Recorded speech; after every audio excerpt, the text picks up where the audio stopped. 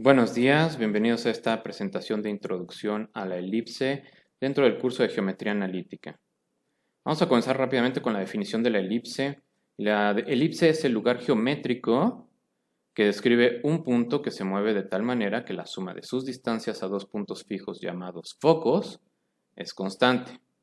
Entonces tenemos otra vez el término lugar geométrico, que ya lo habíamos visto en otras figuras. Lugar geométrico es un conjunto de puntos que tienen una característica en común. ¿Cuál es la característica en común que tienen los puntos de la elipse? Pues cada uno de estos puntos, aquí tenemos una elipse, y cada uno de los puntos que forman la elipse tiene una distancia a un punto fijo que se llama foco, aquí le llamamos F1 al foco 1, y hay una distancia también a otro punto fijo que se llama foco 2. Estas distancias, si se suman, nos van a dar un número. Cuando este punto, si en lugar de estar aquí estuviera en algún otro lugar de la elipse, pues las distancias cambian. Si el punto se mueve de este lado de la elipse, la distancia al foco 2 se hace más pequeña, pero la distancia al foco 1 aumenta.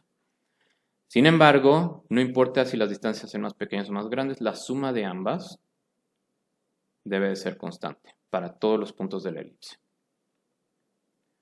¿Cuáles son los elementos ahora de la elipse? Bien, primero tenemos 4 puntos extremos de la elipse. Aquí podemos ver la elipse y hay 4 puntos extremos.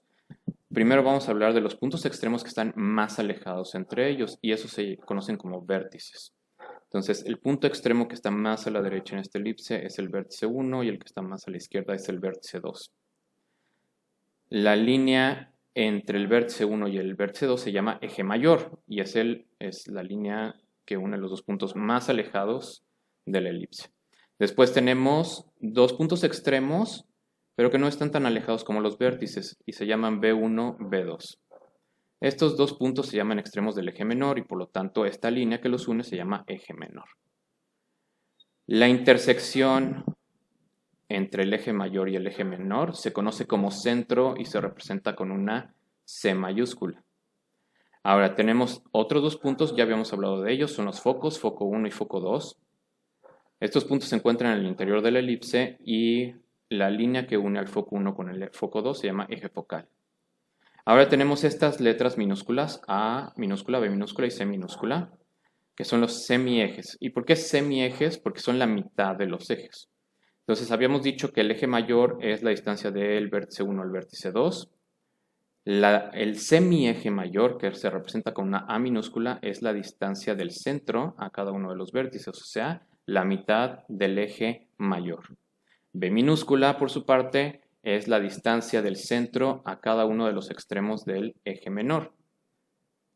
Y por eso se llama semieje menor, la mitad del eje menor. Y C minúscula es el semieje focal, es la mitad del eje focal, es decir, la distancia del centro a cada uno de los focos. Además tenemos otro elemento que es una línea vertical que, en este caso es vertical, que une dos puntos de la elipse. Este punto lo vamos a llamar punto L y este punto lo vamos a llamar punto R. Y esta línea vertical pasa por el foco, en este caso el foco 2, pero también el foco 1 tiene su misma línea y esta línea se le conoce como lado recto. Todos estos elementos hay que recordar que son, en este ejemplo, para una elipse horizontal. Más adelante vamos a ver que también hay elipses verticales y los elementos son exactamente los mismos, solo que el eje mayor sería vertical, el eje menor sería horizontal. Bien, para que exista una elipse se tiene que cumplir la siguiente condición, que es el semieje mayor al cuadrado, es el semieje menor al cuadrado más el semieje focal al cuadrado, es decir, A cuadrada es igual a B cuadrada más C cuadrado, todas en minúsculas. Y esto nos recuerda a una fórmula del teorema de Pitágoras.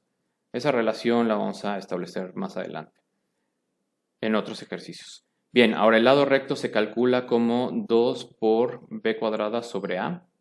Y finalmente existe otro concepto que se llama excentricidad, que es la relación que existe entre el semieje focal y el semieje mayor. Para la elipse se tiene que cumplir de que esta excentricidad sea menor a 1. Y tiene sentido, ya que si los focos están dentro de la elipse, el semieje focal es menor al semieje mayor. Y por lo tanto, un número menor dividido entre un número mayor debe ser menor a 1. Si fuera mayor a 1, entonces no estaríamos hablando de una elipse, estaríamos hablando de otra figura que vamos a ver en una presentación más adelante.